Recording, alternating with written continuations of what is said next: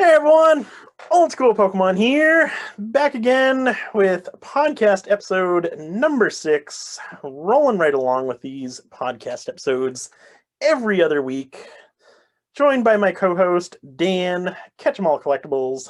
How you doing tonight, Dan? I'm doing very well. How are you? I'm doing good. Excited to get into this next episode. Hopefully the audience is excited as well. So let's start off by hopping right into the questions from last week's episode. And as per usual, guys, if you're watching this, feel free to leave a question in the comments down below on either Dan's channel or my channel, whichever you prefer. Preferably my channel, but yeah, definitely leave your questions in the comments below, as well as if you have any topics that you want us to discuss. Definitely leave those in the comments as well, and we'll kind of go through those and pick out the best ones to talk about in future episodes. So the first question that we have is from Spielman's Collectibles. He says, I've been putting off getting a PO box because it is quite expensive where I live, and I will most likely be moving in a few months. I have a decent-sized eBay store, and I'm hoping to get more involved in making YouTube videos again. So I think it may be best if I start having something different for my return and or delivery address on eBay. What are your thoughts on having a PO box for your business? You want to start us off on this one? Yeah, sure. My thoughts are that I would 100% recommend it.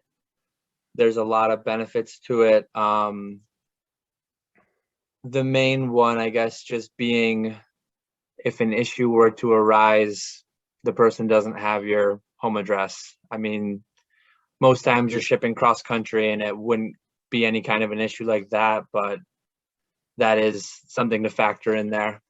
Other than that, you're talking about moving. I actually moved, it's been over a year ago now, but having the PO box kind of benefited me there because I didn't have to try to transition, forward my mail, do anything like that. Like, it was just static to my PO box that is near where I work. If you're moving out of state, cross country, then that doesn't apply so much, but that potentially is a consideration. I'm actually running 2 PO boxes right now, so that's how worth it I think they are. I have 2 of them. And I don't know about you, Nick, but I live out in the woods, and maybe they're a lot more expensive in big cities or something, but I have a larger sized one near where I work, and that's 160 or 180 a year, I believe. Okay. And then I kind of wised up, and here's kind of a recommendation if you do get a PO box. Not everything fit, even in my larger one. I went with the smallest size in my new location. They'll leave a slip in there. You take it to the counter. You get your package. They're not all going to fit anyways if you get a big box. So don't pay up for the larger ones would be my advice. And I think I pay $90 a year for my new one. So I'll let you give your thoughts on PO boxes. Yeah, I'm the same way with you. I think they are absolutely essential if you're going to have a presence online, because there are a lot of weird people out there, and you just don't want to be giving out your any of your personal information. So having that PO box avoids being able or giving out that personal information. It kind of sets up a barrier for people to, if they do want to find you, they're probably going to be able to find you anyway. But it does set up kind of that safety barrier and kind of separates your home from your business, which is always nice, especially if you have a larger type eBay business with a lot of inventory at your house. I think it's absolutely essential. One of the when I first got started selling on eBay back in 2009, one of the first things my dad told me was to get a PO box for that exact reason. So I've had my PO box since I started out on eBay, and I was going to mention the same thing that you mentioned there with just get the smallest size available, because they'll put a slip in your PO box, and if you have a bigger package, you'll be able to go to the counter to pick it up. I do pay a little bit more than you. Mine is, I believe it's $140 a year to have mine, but absolutely worthwhile. Yeah. and can use it as a tax deduction. So that's always nice right there. Mhm. But yeah, I would say absolutely really important. It's well worth the cost just for the peace of mind there. Mhm. And then our next question is from Z. He asked kind of a fun question. What do you guys like to do as you sort through cards, music, YouTube, etc.? For me personally, I'm constantly sorting through cards, as that's the majority of what I do. The majority of my business is these bulk type cards, so that is a never-ending process for me. And whenever I am sorting through cards, if I don't have something on, whether that be music or YouTube videos, it just does not feel right to me. So I have to have something playing in the background. I can't just be sitting in silence while I'm sorting through these cards. So for me, usually my kind of breakdown is in the morning. I'll be watching YouTube videos. I always watch every single time Z&G Emporium or Z's Flips posts a new video. I definitely check those out. Same with Dan, Catch 'em All Collectibles. Watch all of his videos.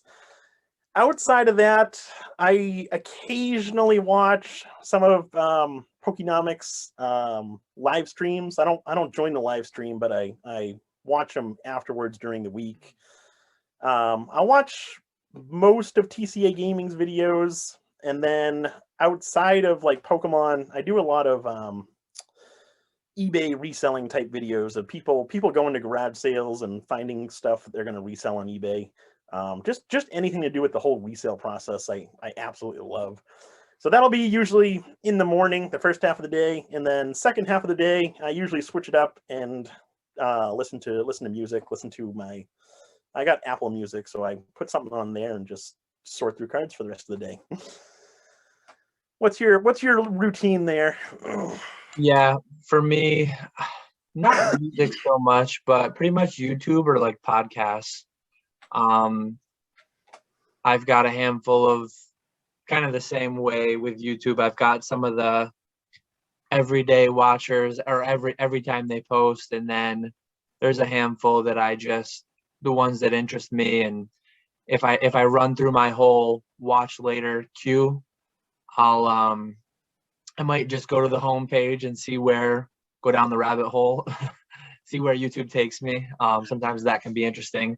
But then non-YouTube, there's just some certain different podcasts, non-Pokemon related, some of them. Like I'm big into like finance, and so there's some podcasts that I follow with that.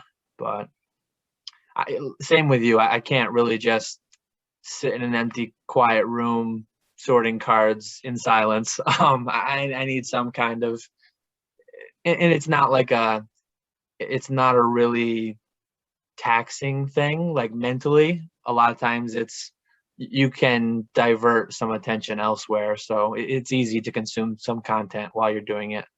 Oh yeah, absolutely. Yeah, no, mentally it's not bad at all. What gets me is my eyes start to kill after a while. Because like when I'm going through cards to sort by condition, after a couple hours of doing that, my eyes are shot. Yeah, Probably going to go blind in a couple years. I've never sat down and just only sorted cards for hours. Like I've done, I mean, this is a side thing for me, so I'm not doing 8-hour days, 5 days a week with this, but on weekends, I've occasionally done 8 or 10 or 12 hours, but it'll be sometimes shipping, sometimes sorting, sometimes going through my binder. Like I'll have to mix it up every so often because I can't really do one thing just hours straight like that because the same thing would happen. Yeah. No, see, I'm the opposite, or at least I think I'm the opposite. I have to have a kind of a set schedule for myself. So I do all my packaging right when I wake up in the morning. Then I'll go ahead and answer emails. Then I'll go to the post office, and then I'll start my day either sorting cards, listing items, taking pictures, or whatnot. But it's always that same type of order. Yeah, I'd imagine if I ever did do this more regularly, more full time, anything like that, I probably would have to schedule it more, do things. But right now it's just, I don't even do it fixed nights of the week all the time. It's fairly sporadic, so it's easier to be doing things in smaller chunks. But I Yeah, probably would make it a bit more rigid if I were doing it really regularly. yeah, no, definitely. I hear you there. Yeah, no, that's having. I gotta get better with my schedule because like last weekend, I got my the Blastoise V and Venusaur V theme decks, and then I got the some other battle box kit. The Victini Yeah, Gardevoir. the Vitini and yeah, that one. So I got a whole bunch of those, and I broke all those down. So opened all those up, sorted through all the cards, took out the good ones that I wanted to list in my own eBay store, and then took out the other good ones that were selling good on Troll and Toad to send to Troll and Toad. But I spent literally the entire weekend doing that whole process there. So I basically worked my whole weekend, just not having much of a life. But I took Monday off for Memorial Day, and then today I really didn't do much work outside of packaging. Or I'm sorry, yeah, I took Monday off. Tuesday was busy for packaging, and then today's Wednesday, so I didn't do too much work today. but it's okay since I worked on the weekend. Yeah, I actually had a 5-day weekend this past weekend. I had the Friday and the Monday off with work, and then I took Thursday myself. It was a nice I did a decent amount of Pokemon stuff. I sent a bunch of stuff out to Troll and Toad also, but it was a nice extended weekend. Before one more thing before we hop into the topics. I was going through Troll and Toad this past weekend, going through those theme decks, and every single item that I looked up, you and Rusty were there together. So He pretty soon it'll be you, Rusty, and me. his inventory, like all the modern stuff, you see a lot of the same names. You're gonna see me and Rusty and then a handful of others too.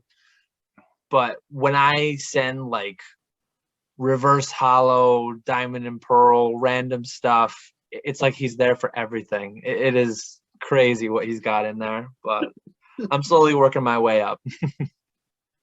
Yeah, no, he must have his own section of the warehouse there. Yeah, I can't even imagine.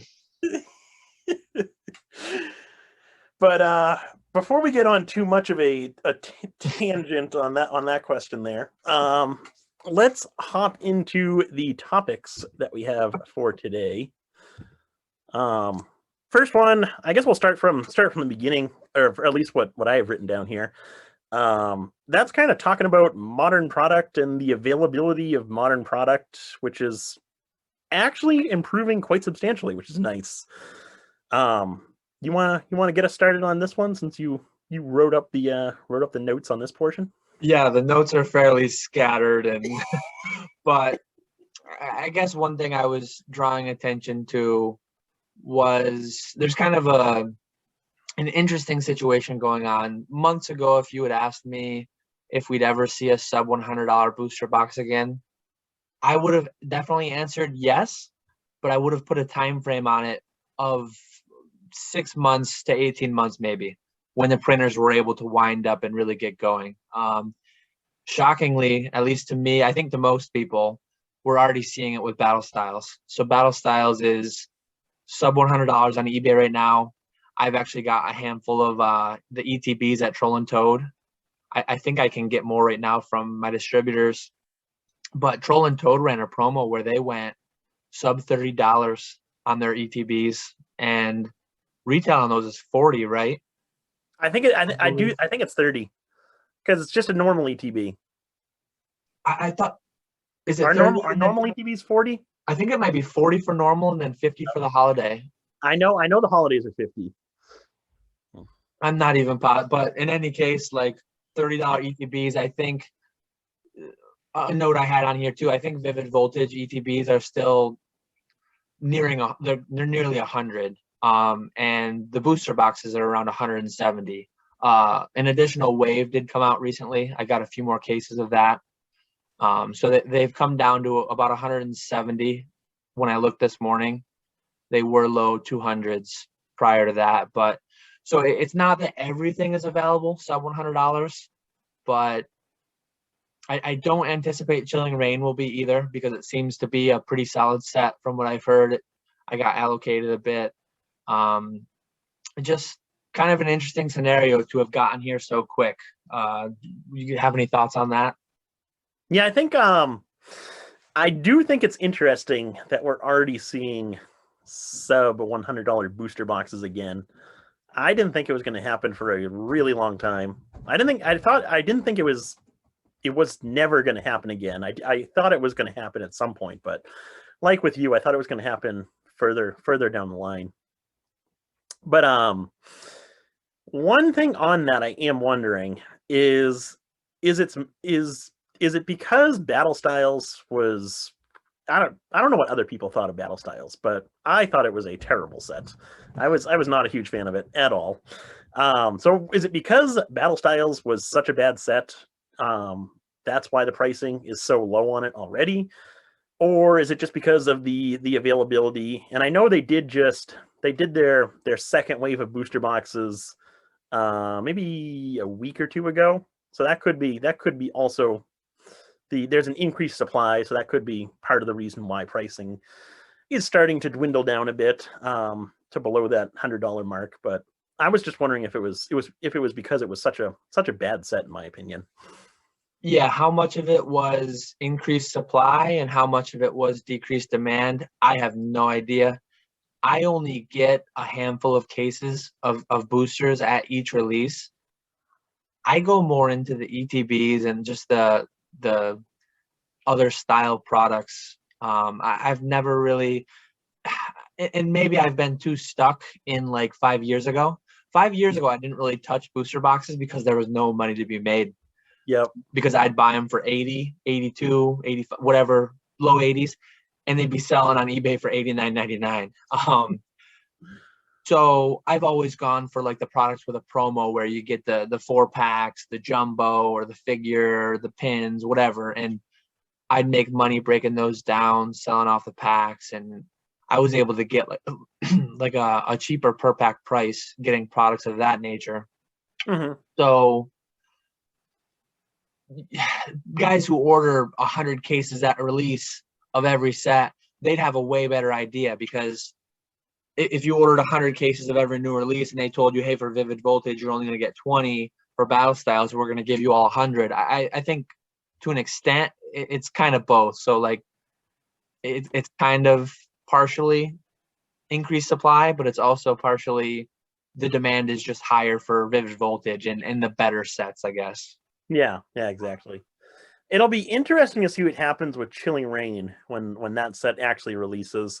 Because I know right now I saw some random seller on Facebook was doing pre-orders for Chilling Reign booster boxes at $150 a piece, and there were a lot of people grabbing those up. So it'll be interesting to see what happens with the pricing for Chilling Reign when it actually does come out, if it stays around that 150 mark or if it immediately drops. Yeah, and I've heard, I don't know what you go for on booster cases at release. I didn't get allocated at all. I go for a really low number. I get like 4 cases from each distributor. So I think the way distributors work, like when you hear some people say 5% allocation, 10% allocation, I think every distributor probably has their own policy on this, but I know talking to one of my reps, like the way that they work specifically, or at least the way that I was told they work, is everyone who orders X amount or less will just get them. What exactly that number is, I don't know. But so somebody who orders, maybe it's 10 cases, just guessing a number. Everybody who orders 10 cases or less will get 100% of what they're ordering. And then the people who order 1,000 cases, 500 cases, 100 cases, whatever, they'll be the ones that get that 10% allocation, 20% allocation, whatever. And I think a lot of that is based on account history too. Like I don't think necessarily a 5% allocation is universal. If you've got a guy who's had an account for 10 years and has bought the same amount of every set, they're just a lot more likely to get nearly their full allocation because the distributor could anticipate it. If you've got a brand new guy who's only been around for 6 months and he's always ordered 10 cases at release and he wants to get 100 cases of something, those are where you're more likely to get the allocations. Yeah, definitely. I didn't get, I forget already, but I didn't get allocated per se, but they did break my order down into the initial release and the Wave 2 release. I think I ordered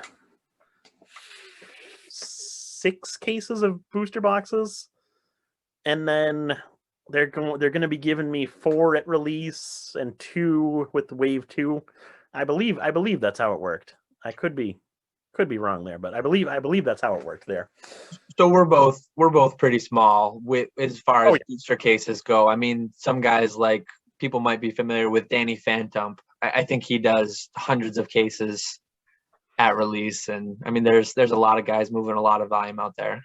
Oh yeah, no, absolutely. No, the only thing I do is I like to open 500 packs to sell all the individual cards. And then after that, I like to have 1 booster box set aside so that this is my new goal here is to keep 1 of each Sword and Shield booster box. And then once the next era comes out, or the next whatever comes out, I'll sell art sets of each of those packs in like 1 big lot of all Sword and Shield packs. I attempted to do that with XY. I bought one of your lots. I didn't remember that when I started talking about it, but as you were about to say it, you refreshed my memory. I have not had a lot of luck getting like any kind of a premium with that. I mean, no? I've actually found that I had to go like a slight discount to get him to move. And maybe that was a few years ago. I mean, maybe things have changed. Maybe you can get that premium for something of that nature. But yeah, I have at least a few art sets of everything back to XY.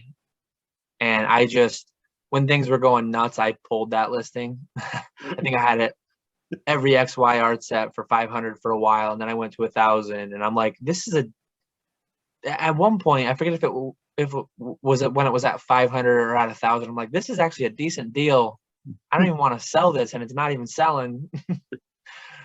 I just took it off, and a lot of those go to Troll and Toad now, and they sell well. But yeah, I did make a note too. I'm not big into Japanese, but it's just interesting. Like the two most current sets as of today, still Battle Styles. We're a couple of weeks away from Chilling Reign, but Eevee Heroes just dropped in Japan, and I think they're having like unprecedented demand and unprecedented allocations for a Japanese set. Though I don't know what the exact release date of that was, but we're a few days out, I believe. I've been tracking the booster box prices a little bit on eBay, and they have been coming down. I don't even know 100% what retail is. I think it's around 5,000 yen, so like $50 on these new set booster boxes. I would imagine so, yeah. Maybe this one's special, maybe it's more, but prices are still around $100 a box on eBay, 110, 120. So I have no idea if that's going to ever head anywhere down near 50 to 80, or if that's going to stick around 100. No idea there, but I'll probably pick up a couple boxes at some point. I'll just guess and see what happens. Yeah, I want to get a few boxes myself. I'm waiting for that. If it goes to 100 or below 100, like 90, $100 a box, then I'll go ahead and jump on it. I'm just gonna keep waiting though, because I think if there's so much hype for Eevee Heroes right now, that I think pricing will decline or decrease a little bit at least. Yeah, as the hype dies down. But one random thought I thought of when we were talking about the retail price of Japanese boxes. I remember I actually I bought 10 CP6 boxes off of SM Pratt back when CP6 released for $45 per box. That was a good buy. Especially if you held. I think you still have a few today, right? I actually, I had all 10 up until I got back home in November. I actually just sold my last 3 to someone in Germany, and so I was talking with that guy, and I sold mine for 2,000 a piece, which I thought was good because it was direct through PayPal. But he was telling me he's buying them to resell, which I didn't care about because I'm still doing phenomenal on those. But he was saying in Germany he's able to get 2,400 euro, which I did the conversion, and it's like $2,900, which is unbelievable to me. Yeah, that's I sold my last couple right around 2 as well. I opened a bunch of those too. I mean, I actually have some Korean ones left still, and those they're hard to even find listed, but some have sold for several $100s each. I don't understand why Korean's so cheap compared to Japanese. Yeah, I It's like forget what I dirt paid. cheap. I forget what I paid at the time, but it was super cheap. But even that, like the sealed box, there's been a couple sales of several $100s per box, and they have like a Charizard box, a Blastoise box, and a Venusaur box. It's Yeah. interesting, but yeah, that Evolutions is wild. Oh, absolutely. The English boxes have been coming down a bit, though. I did notice that because I had 2 or 3 left back about a month ago now, and I had those listed for $1,000. I took an offer of 900 on each of the ones that I had listed, Mm. to different people. But now they're on eBay for 850. So even those have come down a bit. Yeah, I think there's just pallets still. Some businesses have that their cost basis is still 80. Oh yeah, So if I was a business that had pallets, I mean, cash flow, you need to keep cash flow going. And when you've got such a high profit, you'll sell. I mean, you'd rather sell at 1,000 than 800, but you're still doing well selling at 800. And you're not going to just sit on it and let it go away. You're going to, I mean, that's we don't need to dive too deep into it, but people definitely, I think they're starting to realize that some of the mania of last year, sealed product can never go down. I mean, you're even seeing it with WotC stuff. That's not the case. yeah, yep. A lot of people have really low cost bases from a long time ago, and they'll sell at market. Oh yeah, absolutely. Have you been seeing all those, speaking of evolutions, all those Kanto boxes with, like, it's got like the 10 packs and the Mewtwo. Those have been popping up a lot on Facebook. I think some either Walmart or Target, or it had to have been Walmart because Target doesn't sell Pokemon anymore.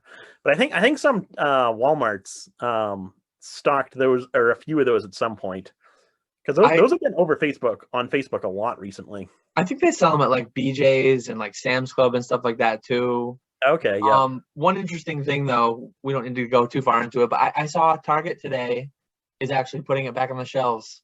Really? I saw some people posting on Instagram about it, stories like, okay, everyone behave so we don't lose it again. And I don't know if that's nationwide or whatever, but I think some Target locations at least are putting it back on the shelves. But Well, that didn't last long. yeah, Was it for those people to take it off the shelves? I don't remember the timing of it, but I picked up cases of those and I broke them down for the packs. But Yeah. was that late last year that those came through initially? I I believe it was sometime last year. I think it would have had Because to I been do, because I I do think remember seeing them at BJ's. yeah, I bought a bunch from whatever I could get from my distributor, and then I just broke them down and sold them as Yep. loose packs. But I don't know. I mean, I don't think they're still printing them. It was probably just a matter of that MJ Holdings finding some inventory, releasing it out more, whatever. Yeah, Um, exactly. One interesting thing too that I forgot to have in the notes, but I thought about the big reprint, restock. Some people aren't really sure exactly what it is, but it seems more like a reprint. Sun and Moon base set Elite Trainer boxes. Um, I think there's been a handful of videos out there. I actually saw Cardinal Gaming. Mason had one of the first ones that I think he had the first one I saw about like why isn't this bigger news than he saw at that point. But it was an interesting choice for two reasons. One, because Sun and Moon base is pretty old. Yeah, It's going further back than most people would have expected. And two, that would have been early 2017, right? yeah, yeah. Which is a ways back. I mean, that's one set in front of Evolutions. Yeah, And so yeah. so it's not standard legal. Sun and Moon base was not a fantastic set as far as I'm aware. And then ETBs are just an odd product. Like Hidden Fates was the first set to really have a substantial reprint wave of ETBs, as far as I understand. And that's a holiday set, so maybe it was more. I mean, there was no booster box to reprint with Hidden Fates, so ETBs are like the main product for those holiday sets, so it was kind of reasonable. But I think even that was unexpected. Oh, it was definitely unexpected, but it's more like, well, they can't do the box. They did do the Yeah. tins, they did the ETBs, and um, but yeah, to see that, I mean, I picked up everything I could get. I'm not expecting the price to hold. Those aren't like some of the Sun and Moon ETBs are a few $100 or more. Those ones are like less than 100, I think. I think 80-ish, which is still more than double MSRP. I mean, picking them back up at. It's funny. You sold me the Sun and Moon ETBs, I believe. I think I got those off of you. I actually sold those two because I know I'm going to be getting two more. So I sold the two that I bought from you or another person Mhm. for $80 a piece, and then when this new reprint comes out, I'll be getting two more to put into the collection. But definitely wanted to take advantage of that $80 price tag while I could, because that is not going to last once this new wave of ETBs comes out. And that's one of the big pieces of, I guess, evidence or proof as to it being a reprint, in my opinion. I was offered these at my typical Elite Trainer box pricing. Yep. Typically, the way we actually were just talking about this the other day. Sometimes distributors will reach out to you and say, "Hey, we've got more Burning Shadows in stock if you want some." Oh well, what's the price? Several $100s. It'll be like full blown retail. You'll go on eBay and it's like, okay, I'll pass because I can't even sell it for that. Um, and that's when it's maybe they found a few stray boxes in their warehouse, old stock, whatever. But when you're taking a 4-year-old set and you're releasing it back at original wholesale pricing, I mean, that kind of lends to this is a reprint. I'm quite confident. And then the quantities too. Like I get fairly variable allocations lately on ETBs, but I'm getting like 60 of them. I'm getting 6 cases, which is not a ton, but it's a decent amount. I'm getting I think I'm getting half. I think we talked about this. I think I'm getting half of what you're getting. And I was wondering if that was because I used to never order ETBs. So I wonder if they're basing these allocations off of, if you ordered the Sun and Moon ETBs in the past, they'll give you however much you ordered back then, or how that works. Because I always used to just get booster boxes. Wasn't until recently that I started branching out into ETBs and the pin collection boxes and the theme decks and all that other stuff. Yeah, the inner workings of how allocations are determined are as much of a mystery as what happens at PSA. Exactly. Speaking of PSA, I was talking to you a bit about this earlier. I got my when you sign up for the PSA membership, you get that voucher if you do the gold or platinum tier. Mhm. And so I submitted my 15 card free submission back in December, and I actually just got an email about that this afternoon that my grades were ready. However, I needed to call them because my card was expired, the one that I gave them back in December. So that was super exciting that I got my grades back. But I called them up and gave them my new card number, and I said, "Oh, so sorry about this. I didn't realize my card was expiring this soon." And he goes, "Yeah, no problem about that. We've actually been dealing with that a lot lately Yeah, because of their backlog." I thought that was pretty funny. yeah. I mean, what's the average credit card? A couple years, 2, 3 years Yeah, out from next. exactly. So it's like when your backlog grows to a year or more, 50% of your orders are going to be having expired credit cards and people moving. People, I mean, just a bad way to do business to allow it to get so long and Oh yeah, oh yeah, all the additional customer service, all the additional stuff they have to do to deal with that is just crazy. oh yeah. I don't know But if you want to. I don't know if you want to hop to a different topic though, since we brought up PSA. One thing that I saw on Instagram today, which most of you probably know about already, but mhm. BGS shut down submissions. They're no longer accepting. I don't know if it's completely. I didn't really look into it too much, but I know for like the at least the bulk tier or the bulk submissions. So I assume it's similar to PSA. They're It no is. longer accepting submissions. Yeah, they're doing, I don't know what they call them, and I don't know what the exact cheapest rate will be, but some things are open. It's just like hundreds of dollars per card. Yeah, yeah. So similar to PSA. Hmm. I It, I'm not surprised by this. I thought it was only a matter of time before that happened because I feel like BGS has been in worse shape than PSA for a long time. I know people were complaining about that that very bottom tier at BGS long before they were complaining about PSA's bulk turnaround times. So I feel like BGS has been in this predicament for a lot longer than they've admitted to, I guess. I don't follow BGS too much, but I yeah, do I do think they've been backlogged way longer.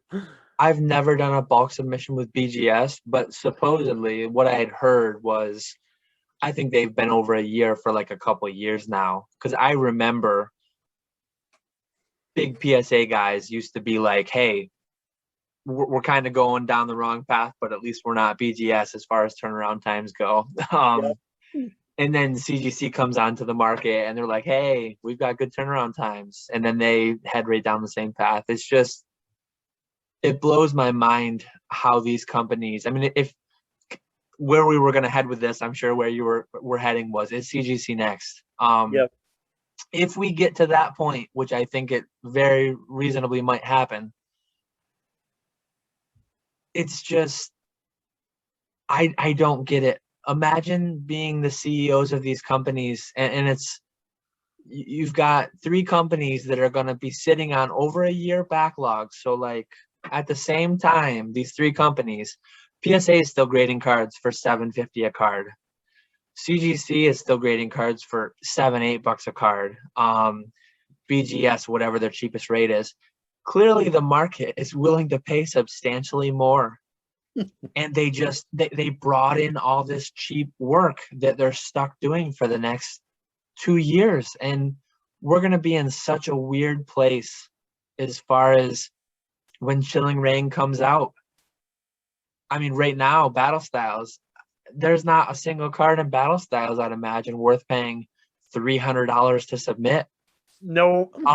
And say 200 open next, 150, whatever. It's going to be just a weird place where you might not have your first cards coming out of sets until 2 years later. It's an unprecedented time, and it's just crazy. Oh yeah. Absolutely.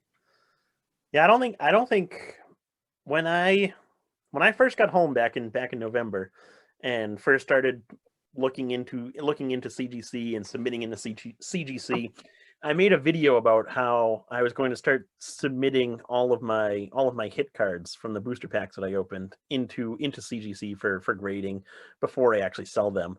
Now I don't think I'm going to send any of those cards to CGC. I think I'm going to go back to just selling them raw because it's not worth the wait anymore. I'd rather just make a little bit of money on those cards than wait a year or two on those cards now. It's tough. It's a really interesting time because there's a lot of stuff there, but it almost opens up an interesting opportunity, quite a bit of risk involved because you'd be paying a premium to get them through. But like if and when these chase cards come out, if you want to pay $100 to get it expressed, which some people have always done to some extent. Yeah, right in the beginning. That might be pop 1 for longer than normal. That might be pop 5, not that they're going to hold. I mean, Modern has printed a lot. They're going to enter the backlog, I'm sure, eventually, and go on that 1 to 2 year queue.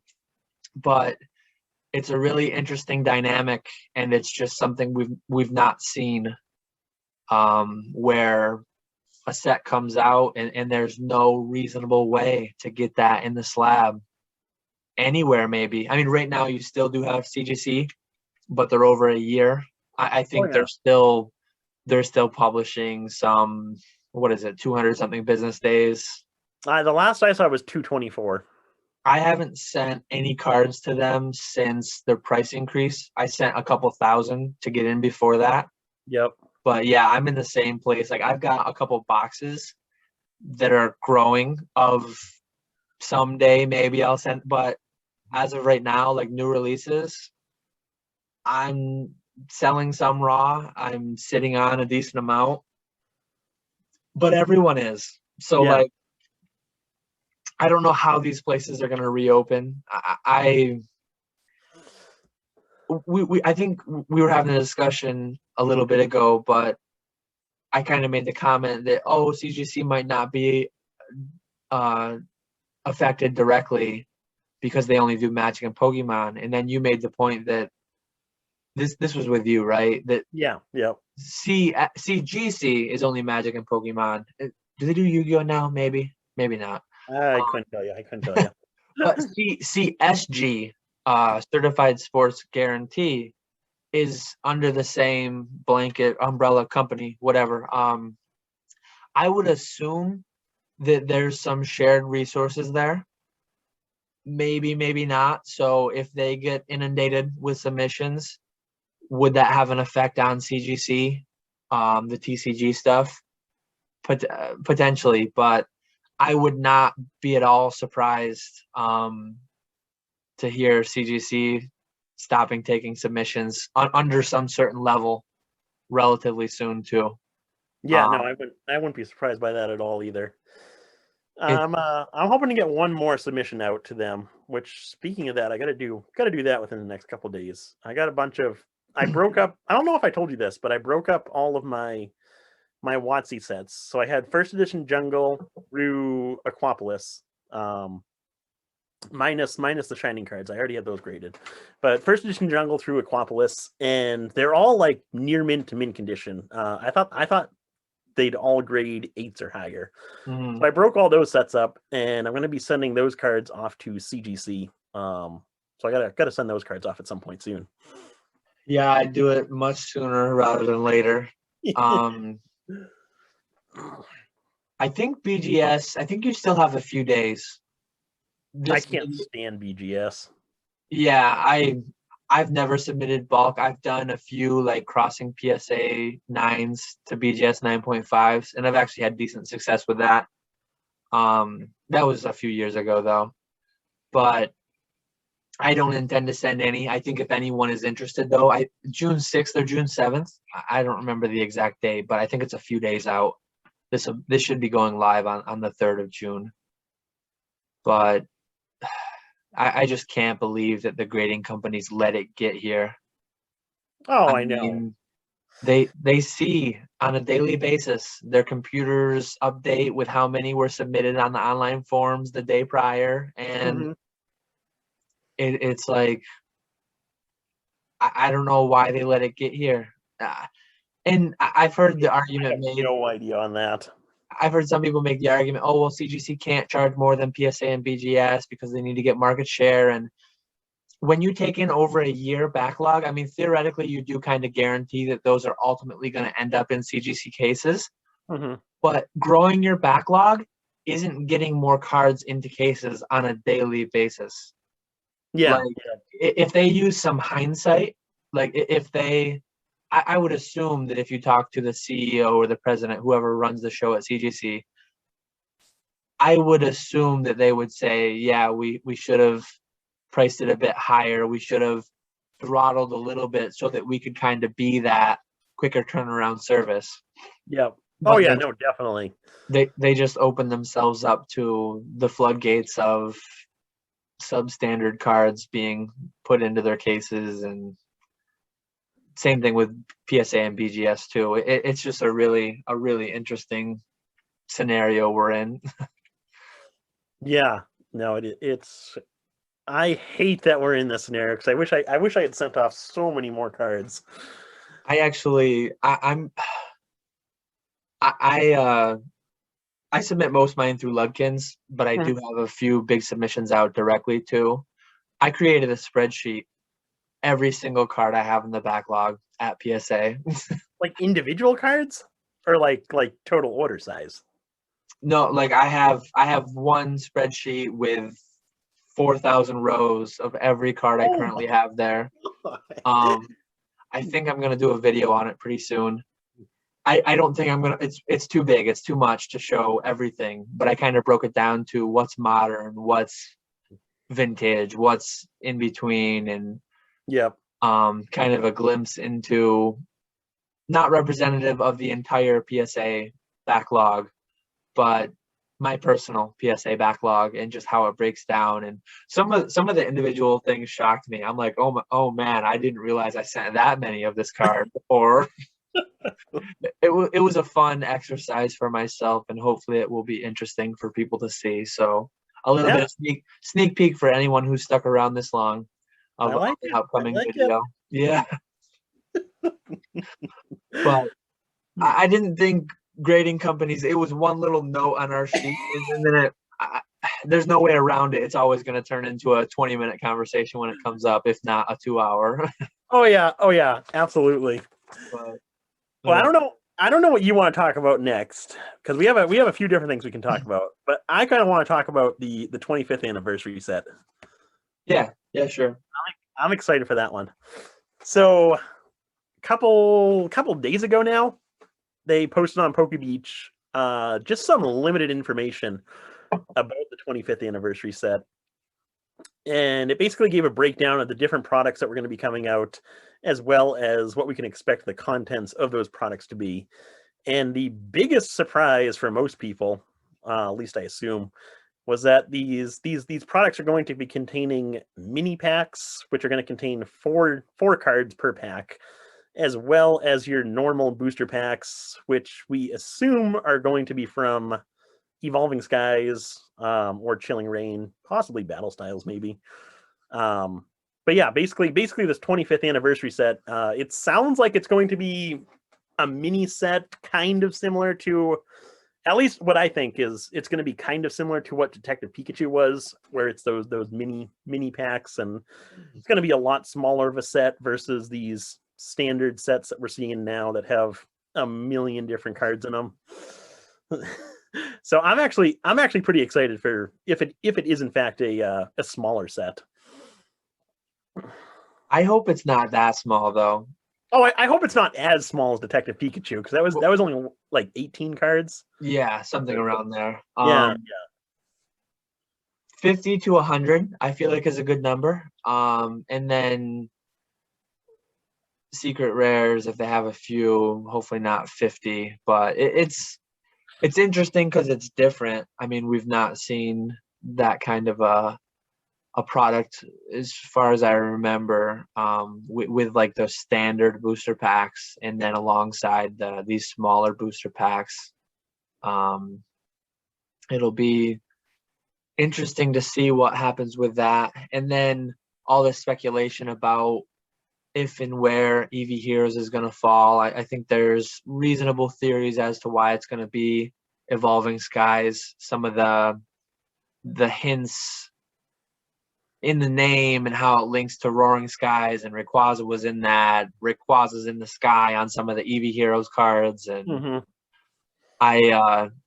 I don't keep up completely in all the different Pokemon news sites, but I do hear. I read Poke Beach. I try to read that fairly regularly, but it'll be a really interesting fall. It's been an interesting going on over a year now. I mean, it's just been insane, hard to keep up with, and Oh, it really has been. I'm really happy with Modern overall, and I think they've been doing a great job. I mean, you're fairly negative on Battle Styles, it sounds. I thought it was a decent set. I mean, it wasn't amazing, but even Shining Fates, it wasn't a hidden Fates, but I liked it. I enjoyed opening up Shining Fates. That was a fun one for me. Because I didn't get to open up too much of I actually opened up Shining Fates before I opened up Hidden Fates. So I thought Shining Fates was fun. And then Battle Styles, I wasn't a big fan of that one. Probably because I'm still upset I didn't get the alternative art Tyranitar. Yeah.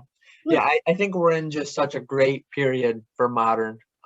Just so, and it's nice to see. It's nice to see Battle Styles go sub 100. I don't think we're gonna get there with Chilling Reign, at least not right out of the gate. But I long for the day that I log onto my distributor site and I see the last 8 sets available to buy at wholesale pricing, and I think we're gonna get there eventually. Just not super soon. we'll see where we're at, though. But I think there's going to be decent allocations going into the fall on Chilling Reign and Evolving Skies, especially if it includes Eevee Heroes.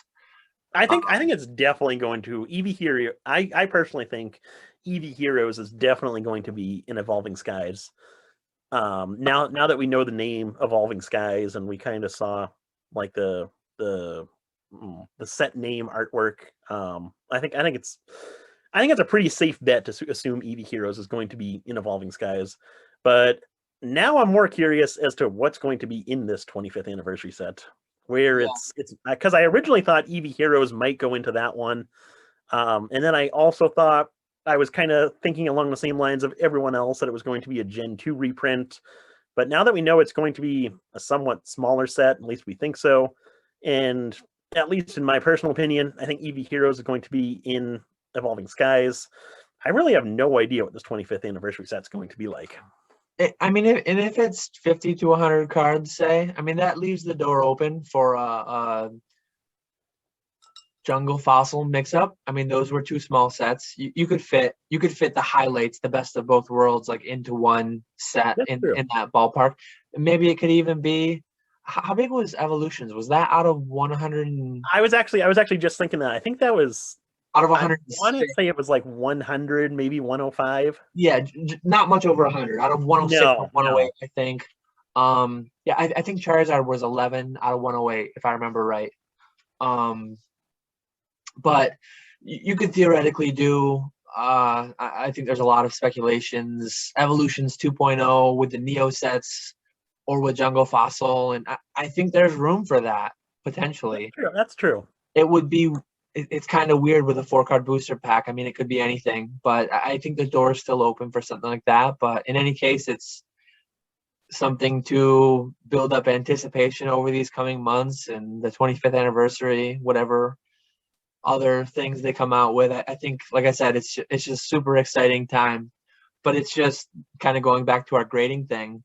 A set like Eevee Heroes dropping, say it's in Evolving Skies, not being able to grade those cards like Eevee is massive, all the evolutions.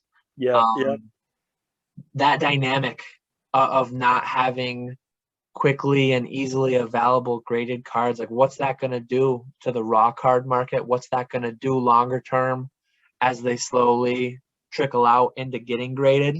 Mm-hmm. Really, really interesting, exciting, just to think about all of it and where it's all going to go. Oh yeah, Um, absolutely. No, I'm having fun with. I never used to be too big into modern, but I'm definitely having a lot of fun with modern nowadays, where it is more from a business perspective, it's more profitable nowadays to sell modern. So it's more worthwhile to open up these packs and sell the individual cards for me. So I'm definitely having a lot of fun with modern and being able to open up all these new sets and see all these new cards and learn. Hopefully, at some point soon, sit down and learn how to actually play the TCG, because right now I have no idea how to actually play the game. But yeah, I would like to learn that so I have a better understanding of what cards are good within modern versus what cards are more or less junk. I know very broadly how to play, but I've not really ever played. I find that so funny of how a majority of the people who are into Pokemon have no idea how to play the actual game. Yeah, it definitely really is interesting and fairly unique. I think at least to the extent that it is with Pokemon. Um, Another couple notes, I guess. 25th anniversary's a little bit further into the fall, but Poke Beach did release the spoilers for Chilling Reign. I think the total English set list came out. Yep. I think it just shows like it shows the Japanese cards, Hmm. but every card that's out there, if you want to see it, you can go there and just see the list. I don't really have I too took much to dive into on that, but I'm no. not. I don't know about you, but I'm not a huge fan of the Galarian legendary bird alternates, whatever you want to call them. They're alternate No, forms. Or I definitely hear you there. I I took think I took a quick look through it this afternoon, and then before we hopped on, Mason with Cardinal Gaming was doing a YouTube live where he was opening up Chilling Reign. So uh, I was watching that for a little bit too, but the artwork seems pretty good. I'm a fan of the artwork overall. I yeah, that's 2 weeks. 2 weeks from today, right? Is it the 16th that it think it's the releases? 18th. 18th. Yep. That makes sense. That would be a Friday. Yeah, Yeah. Friday. Yep. Uh, Another big thing. I sent you a message on this a couple days ago, and then I think it kind of became a bit more official either yesterday or today. But special delivery Charizard. Anyone remembering late last year, $20 or more order from the Pokemon Center, you'd get the special delivery Pikachu put in there. Everyone anticipated and expected special delivery Charizard to kind of be the same deal. Well, apparently, some of them got slipped into random orders through the Pokemon Center. I'm kind of bummed because I bought this nice playmat and I didn't get a special delivery Charizard slipped in with it. um, but presumably those are somewhere on the horizon. So just imagine all the 25th anniversary sets being released and all this hype going on, and then just one morning the internet blows up. Special delivery Charizard's available. Go spend $50 at the Pokemon Center or whatever it is, and I'm sure the site will be blocking everybody and completely dying like it did last time. And Well, did it die with the special delivery Pikachu? I placed quite a few orders. I did a lot of Christmas shopping.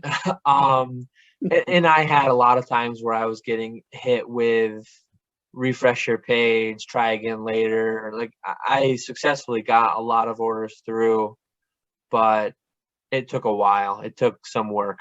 And then I talked to you about this. I've been blocked. Like when I was buying my ball guy playmat, just navigating a few pages, looking at what they had for in stock playmats and random things, new releases.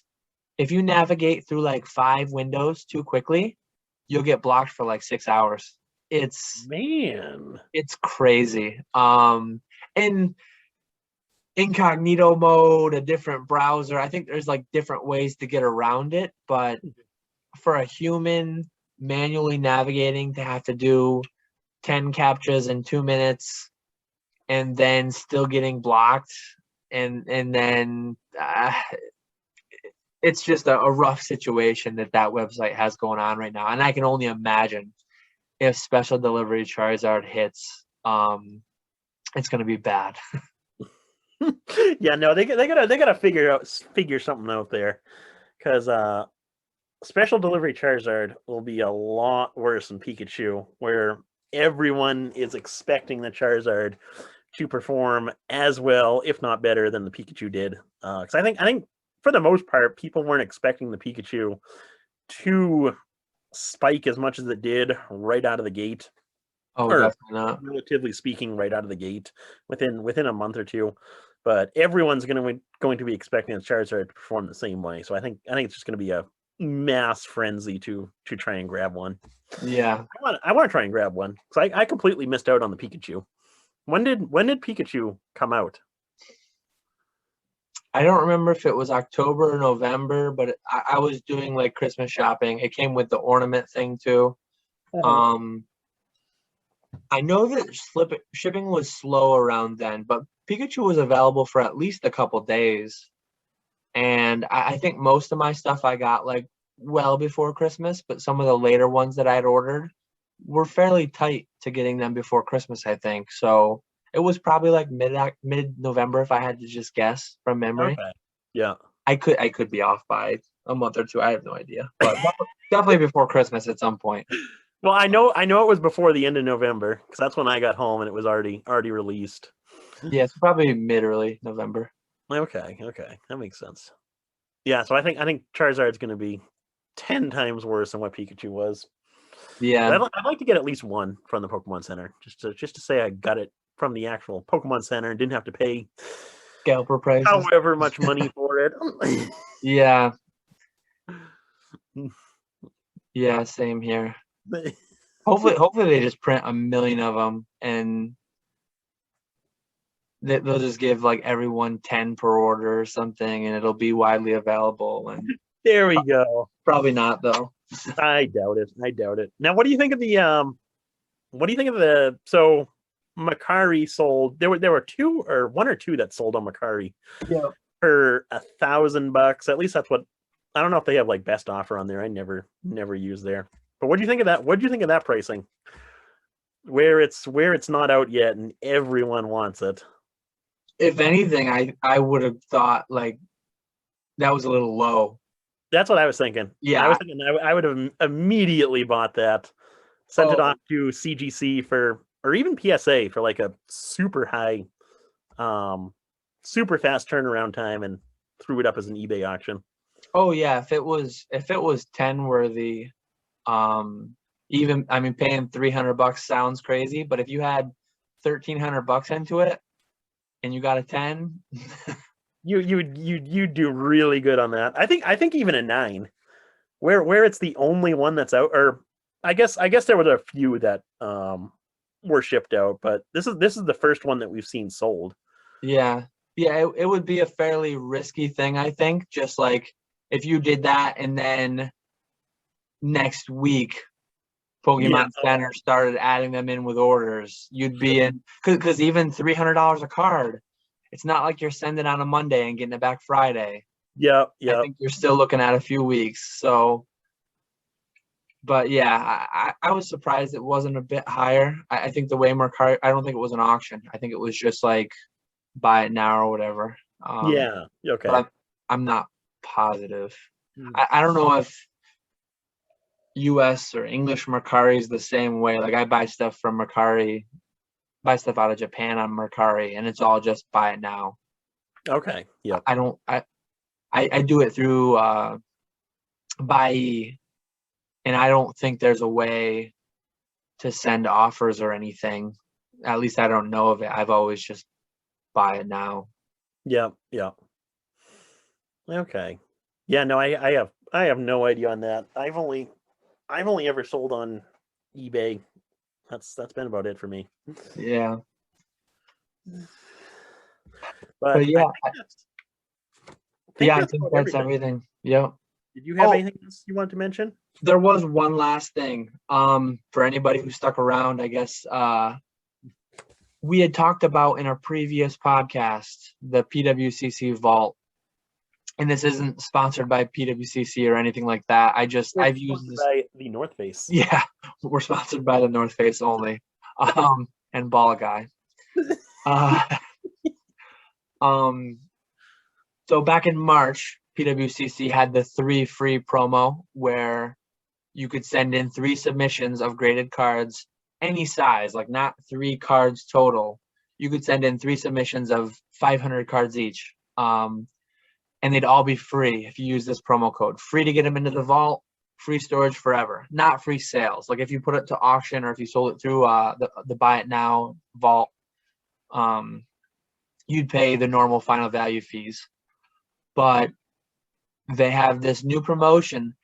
I guess it goes through the end of August, which to me is crazy. Like they must just have so much space they're looking to fill in. Use the promo code INVEST and 5 free submissions this time.